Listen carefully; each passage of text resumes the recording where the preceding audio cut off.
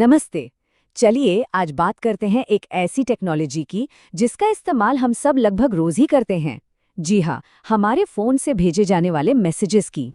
तो सबसे बड़ा सवाल यही है, एसएमएस और एमएमएस, आखिर इनमें असली फर्क है क्या?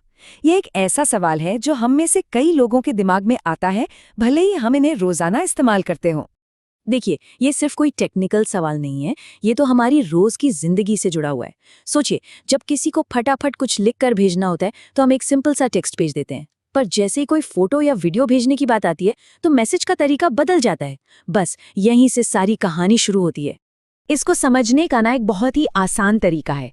मान लीजिए एसएमएस एक डिजिटल पोस्टकार्ड है, छोटा सा सीधा जिस पर सिर्फ शब्द लिखे हों, और दूसरी तरफ एमएमएस है, एक डिजिटल पार्सल जैसा जिसमें आप बहुत कुछ पैक करके भेज सकते हैं।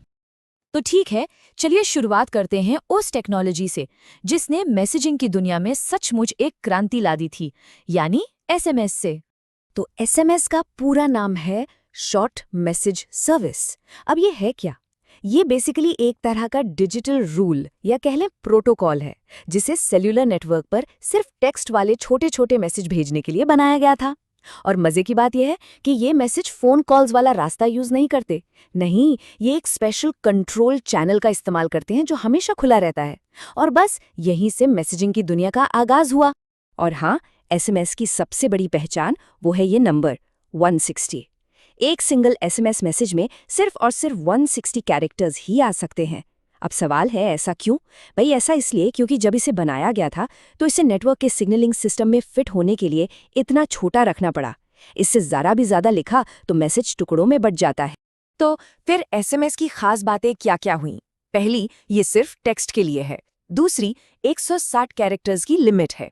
तीसरी, ये किसी भी नॉर्मल सेल्यूलर नेटवर्क पर काम करता है। और सबसे ज़रूरी बात, ये मेरा मतलब हर मोबाइल फ़ोन पर चलता है। तो जैसा कि हमने कहा, ये बिल्कुल एक डिजिटल पोस्टकार्ड जैसा ही है। चलिए अब एसएमएस से आगे बढ़ते हैं और देखते हैं कि मैसेजिंग की दुनिया में अगला कदम क्या था। अब बात करते हैं एमएमएस की। एमएमएस, इसका मतलब है मल्टीमीडिया मैसेजिंग सर्विस। इसे एसएमएस का एक एक्सटेंशन या अगला वर्जन समझ सकते हैं।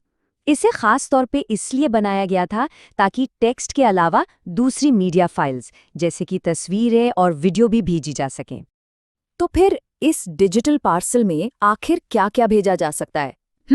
इसमें आप बिना किसी कैरेक्टर लिमिट के टेक्स्ट भेज सकते हैं, तस्वीरें भेज सकते हैं, छोटी-छोटी वीडियो क्लिप्स और यहाँ तक कि ऑडियो रिकॉर्डिंग्स भी। इसने वाकई मैसेजिंग को सिंपल टेक्स्ट से कहीं ज़्यादा मज़ेदार और एक्सप्रेसिव बना दिया। ठीक है, तो अब जब हम दोनों को अलग-अलग समझ चुके हैं, तो चलिए अब इन्हें आमने-सामने रखते हैं। देखते हैं कि इनमें असल में फ़र्क क्या है। ये टेबल इन सारे अंतरों को एकदम साफ कर देती है। सबसे पहले है कंटेंट। एसएमएस में सिर्फ टेक्स्ट, जबकि एमएमएस में मल्टीमीडिया। फिर आता है साइज। एसएमएस की लिमिट है 160 कैरेक्टर्स और एमएमएस कई 100 किलोबाइट तक का हो सकता है। कॉस्ट में भी जमीन आसमान का फर्क है। एमएमएस मोबाइल डेटा इस्तेमाल करता है तो हाँ, महंगा पड़ सकता है। और जो सबसे बड़ा टेक्निकल फर्क है वो ये कि एसएमएस किसी भी फोन पर काम कर जाएगा, लेकिन एमएमएस के लिए मोबाइल डेटा कनेक्शन चाहिए ही चाहिए। तो अब सवाल ये उठता है कि आज के ज़माने में जहां इंटरनेट वाली मैसेजिंग ऐप्स का बोलबाला है, वहां एसएमएस और एमएमएस के इस फर्क को समझना ज़रूरी क्यों है? देखिए, एक बात समझना बहुत ज़रूरी है। व्हाट्सएप और iMessage जैसे जो मॉडर्न ऐप्स हैं, वो एक पूरी तरह से अलग ही कैटेगरी हैं।